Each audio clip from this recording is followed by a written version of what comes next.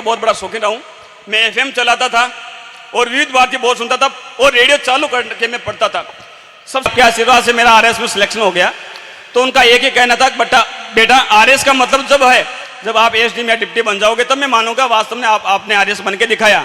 और आज भी गुरुजी की प्रेरणा से मुझे पूरे राजस्थान में चौथी रैंक प्राप्त हुई कि मैंने आपके गुरुजी को जीवन में कभी रोते हुए नहीं देखा। पहली बार जब आपने फोन करके उनको बताया कि मेरा आरएस में सिलेक्शन हो गया तो खुशी के मारे इतना रोए कि पूरी रात सो नहीं सके, मतलब दिख नहीं रहे थे। और मैं ये सोचता था क्या ये मेरे रोल नंबर है, और वो रोल नंबर मुझे जिंदगी भर याद रहेंगे, 80 12 49। क्योंकि मैं यहाँ जो डेगाना तहसील में एक छोटा सा गाँव है मोडरिया, वहाँ का रहने वाला हूँ। मेरे माता पिता भी किसान परिवार से है। हम 2 भाई हैं। छोटा भाई गवर्नमेंट जॉब में, वो भी टीचर है। जैसा कि नाथुराम जी ने बताया था कि हर व्यक्ति के जीवन में एक ऐसा मार्गदर्शक होता है, गुरु होता है, जो उसकी काया पलट कर देता है। और आज मैं आप सबके सामने खड़ा होकर आप सब लोगों को से मिलने का, रूबरू मिलने का, आपसे बातचीत करने का जो ये अवसर मिला है, उसका सबसे बड़ा श्रेय अपने माता पिता को रही है, क्योंकि वो आपके प्रथम गुरु है। और उसके बाद में अगर किसी शख्स का नाम आता है तो वो होता है आपका गुरु। तो मैं जहाँ भी जाता हूँ मुझे बोलने का मौका मिलता है तो मैं बड़े गर्व के साथ मेरा आदरणीय गुरुजी श्री दरियावती चौधरी का नाम लेना नहीं भूलता हूँ। जैसे थिरोदा साहब के गुरुजी सुकुन सिंह जी ने इनको तराश कर हीरा बना दिया, उसी तरह आज मैं इस मंच के सामने खड़ा होकर आप लोगों से जो मुखातिब हो रहा हूँ उसका सबसे बड़ा श्रेय मेरे आदरणीय गुरु दरियावती चौधरी को जाता है। मैं जब 10th क्लास में, क्योंकि मेरा गांव छोटा सा अभी भी 5वीं स्कूल है, सरकारी स्कूल, तो पास में ईड़वा गांव है, वहाँ से मैंने 10th की गवर्नमेंट स्कूल से। उसके बाद में क्योंकि वहाँ साइंस नहीं था और जो दरियावती गुरुजी उस समय हमारे सीनियर टीचर हुआ करते थे साइंस के, तो उस समय उन्होंने ये प्रतिभा को पहचान के मुझे कहा कि बेटा आपको बड़ा होकर प्रशासनिक सेवा में जाना है, आपको आरएस या आईएएस बनना है। अब मानोगे नहीं कि उस समय मैं जानता भी नहीं था कि प्रशासनिक अधिकारी या आरएस या आईएएस का फुल फॉर्म क्या होता है। और क्योंकि आज तो टेक्नोलॉजी का ज़माना है, आज के बच्चे, क्योंकि हमारे टाइम तो 3G 4G का ज़माना था, अब तो 5G 6G 7G तक आ गया है, तो आज के बच्चे बहुत एडवांस है और हर चीज़ से अपडेट रहते हैं, क्योंकि ये टेक्नोलॉजी और मीडिया का ज़माना है। उस समय में ये पता भी नहीं होता कि आरएस और आईएएस होता क्या है। लेकिन क्योंकि गुरुजी ने ये सपना दिखा दिया कि बेटा आपको बड़ा होकर कामयाब होना, प्रशासनिक सेवा में जाना, तो मैंने भी गुरुजी के उस सपने को संजोकर एक अपना भी मिशन बनाया, अपना लक्ष्य बनाया। 12th किया मैंने साइंस बायो से, उसके बाद में मैंने बीएससी से ग्रेजुएशन किया। और ग्रेजुएशन करते ही क्योंकि मेरे सामने जितने भी बच्चे और अभिभावक हैं, लगभग 99% बच्चे गांव ग्रामीण परिवेश से है, और सबकी जो आर्थिक स्थिति है, सामाजिक उनका पर्यावरण है, आसपास का जो वातावरण है, सबका एक जैसा ही है। तो मैंने भी ग्रेजुएशन करने के बाद में हर जो ग्रामीण परिवेश के बच्चे की एक तमन्ना होती है, उनके माँ बाप की भी ये तमन्ना होती है कि बेटा छोटी मोटी नौकरी कर ले, चाहे फौज में चला जाए, पुलिस में चला जाए, और अगर कोई बच्चा थोड़ा ज़्यादा इंटेलिजेंट है तो वो टीचर या फिर पटवारी ग्राम सेवक बन जाए। जब मैं उसके बाद में जब मैंने बीएससी किया 2007 में, 2008 में मैंने यहाँ मेड़ता से बीएड किया, और बीएड करने के दौरान ही ग्राम सेवक की भर्ती निकली तो मैंने भी फार्म अप्लाई कर दिया। मेरी जाने की बिल्कुल भी इच्छा नहीं थी, और उसमें मुझे नागौर से मेरा सिलेक्शन भी हो गया, लेकिन मैं जाना नहीं चाहता। लेकिन क्योंकि घर वालों की ये बड़ी तमन्ना थी तो उन्होंने कहा कि एक बार आपको नौकरी ज्वाइन करनी चाहिए। मैंने ग्राम सेवक पद में 4.5 वर्ष तक डेगाना पंचायत समिति में कार्य किया। लेकिन जो मेरा सपना था, जो मेरा लक्ष्य था, वो हमेशा मेरे मनोज मस्तिष्क में रहा, क्योंकि जो गुरुजी ने मुझे सपना दिखाया उसको मुझे साकार करना था। उसके बाद में मैंने ग्राम सेवक रहते दौरान 4-5 सब्जेक्ट में मैंने एमए कर लिया और मेरी पढ़ाई को लगातार जारी रखा। और मैं आज भी इस पद पे होते हुए भी मुझे जितना भी समय मिलता है, प्रतिदिन मैं 1-2 घंटा पढ़ने को अपना समय देता हूँ। और क्योंकि आज जो मैं आरएस बन गया और मेरा भी सपना है, जैसे आज नाथुराम जी का सपना है कि हर गांव और डाणी से डॉक्टर निकले, तो मेरा भी ये सपना है कि मैंने जिन अभावों को झेलते हुए, जिन कठिनाइयों का सामना करते हुए आरएस बना, तो हर गांव और डाणी से आरएस, आईएएस, आईपीएस निकले। ये हम सबका सपना है और उसके लिए मेरा ये प्रयास है। मैं आरएस मेंस के हिसाब से एक बुक भी लिख रहा हूँ, बिल्कुल सीधी और सरल भाषा में, जो मेरे जैसे हजारों लाखों विद्यार्थियों के लिए एक मार्गदर्शक का काम करेगी। क्योंकि सबसे मिलना संभव नहीं है, सबके साथ बातचीत करना संभव नहीं है, लेकिन आपने जिन चीज़ों का सामना किया, जिन चीज़ों से आप उस टाइम महरूम रह गए, आपको नहीं मिल पाई थी, लेकिन जो अभी हमारी जो वर्तमान की पीढ़ी है उनको सब तरह की सुख सुविधाएं मिले।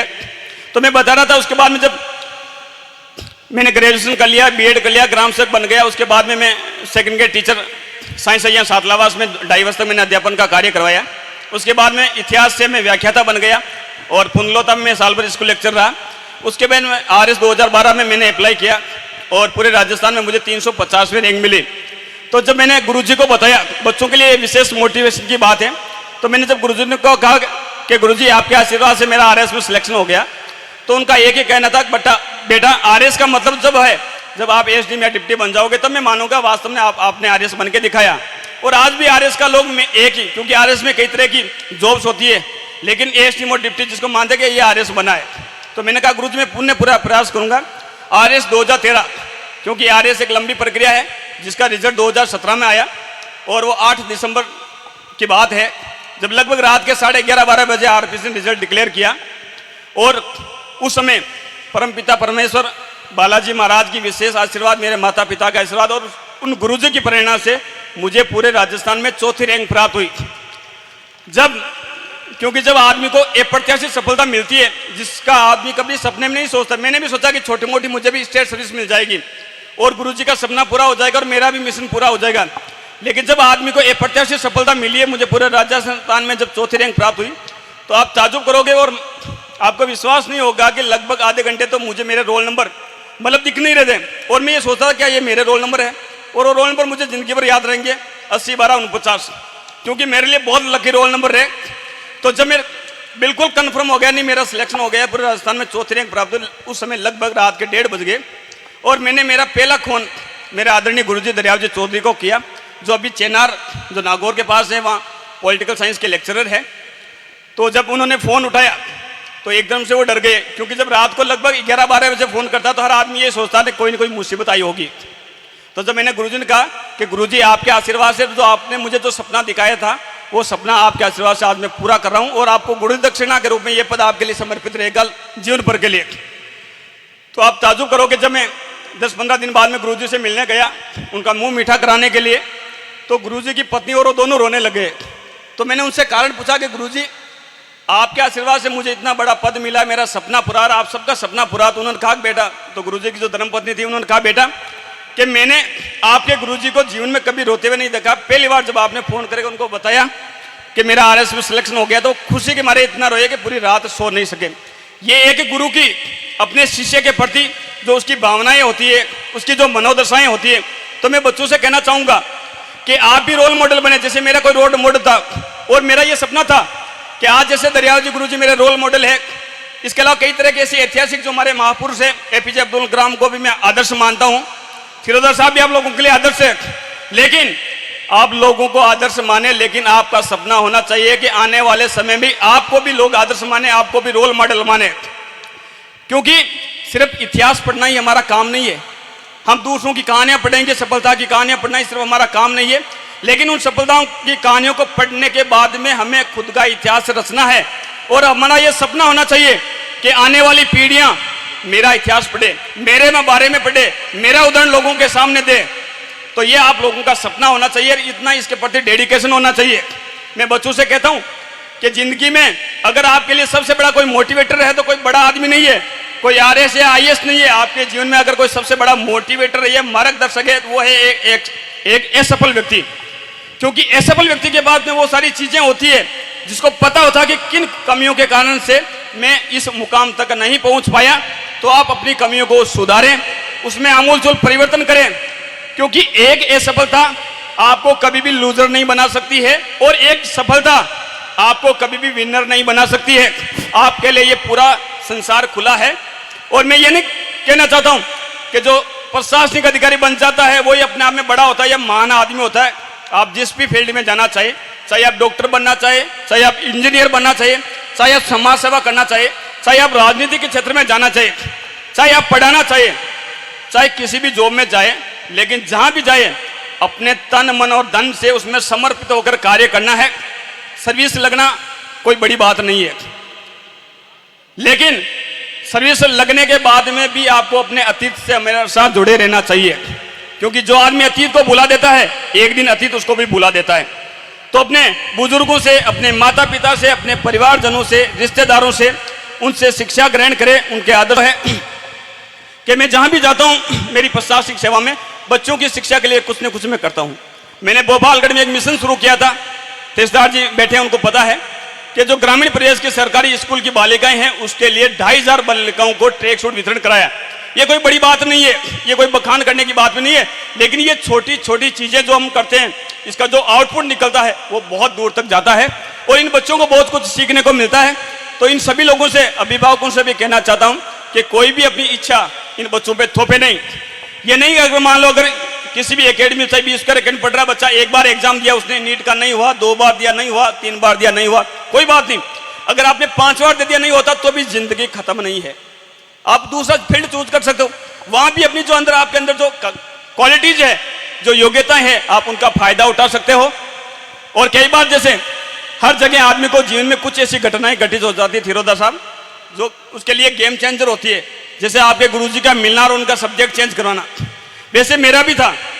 मुझे भी जैसे कि उस समय एक गुरुजी थे, उन्होंने मुझे भी सपना पकड़ा दिया था बीच में। पहले गुरुजी जो मेरे आदर्श थे उन्होंने कहा आरएस बना है, लेकिन ये गुरुजी ने कहा कि तेरे साथ के सारे लोग हैं ना बीएससी किया तो डॉक्टर बन जाओ। जबकि मुझे साइंस बिल्कुल भी पसंद नहीं है, मैं साइंस का सेकंड ईयर टीचर हूँ, मेरा हिस्ट्री फेवरेट सब्जेक्ट रहा है। लेकिन मैं भी गया 2-4 महीने कोचिंग गया, लेकिन मैंने कहा ये फिजिक्स मेरे बस की बात नहीं है। तो मैंने घर वालों को कह दिया कि मुझे आप जबरदस्ती पढ़ाओगे तो मुझसे कुछ नहीं होगा। लेकिन मेरे माता पिता अनपढ़ होते, उन्होंने कहा बेटा आपको जो करना हम तो जानते नहीं है, क्या फिजिक्स है, क्या केमिस्ट्री है, क्या हिस्ट्री है, जो आपको पढ़ना है वो पढ़ो। उसके बाद मेरा सपना था, मैंने उसका पूरा प्रयास किया। और कहते हैं कि हमेशा कलाम साहब ने कहा है कि सपने वो नहीं है जो हम रात में सोचते हैं, सपना तो वो है जो आपको सोने ही नहीं देता। और जब अगर आपका सपना है, और उसके लिए मैं तो ये भी कहता हूं कि आपको किसी कोचिंग सेंटर में जाने की भी जरूरत नहीं है, आप लगातार, मैंने मेरे जीवन में कभी भी किसी भी तरह की कोचिंग नहीं ली और कभी भी मैंने सेवा में रहते हुए, ये मेरा 5वां जॉब है, सेवा में रहते हुए लगातार मैंने, क्योंकि मेरा एक सपना था जब रात को उठते टाइम, बैठते टाइम, सोते टाइम, आप कहीं भी जाओ साथ ही साथ। और मैं ये भी कहता हूं कि पढ़ने की सबकी अब अलग अलग स्टाइल होती है थिरोदा साहब। कुछ लोग कहते हैं सुबह जल्दी उठ के पढ़ना चाहिए, कुछ लोग कहते हैं कि रात में पढ़ना चाहिए। मैं तो जैसे मेरा बताता हूँ, हो सकता है वो सही है कि नहीं, हर आदमी के लिए हर परिस्थिति में अलग अलग चीजें होती है। मैं तो रात को 8 बजे पढ़ने बैठता था, सुबह 4 बजे तक उठता था। अब दूसरी बड़ी बात, कुछ लोग कहते हैं कि जब पढ़ते टाइम आपके पास अपना जो वातावरण है बिल्कुल शांत होना चाहिए, वरना आदमी डिस्टर्ब होता है। जबकि मैं तो क्योंकि रेडियो का बहुत बड़ा शौकीन रहा हूँ, मैं एफएम चलाता था और विविध भारती बहुत सुनता था और रेडियो चालू करके मैं पढ़ता था। सबसे बड़ी बात क्या है? सबसे बड़ी बात है कि आपको कैसा वातावरण क्रिएट करना है जिसमें आपको पढ़ने में आनंद आए, आपको चीजें बिल्कुल इजी लगे। तो जब आप अपने हिसाब से उस वातावरण को क्रिएट कर लोगे, फिर आप अगर तैयारी करोगे, मेहनत करोगे, तो आपको सफल होने से कोई नहीं रोक सकता।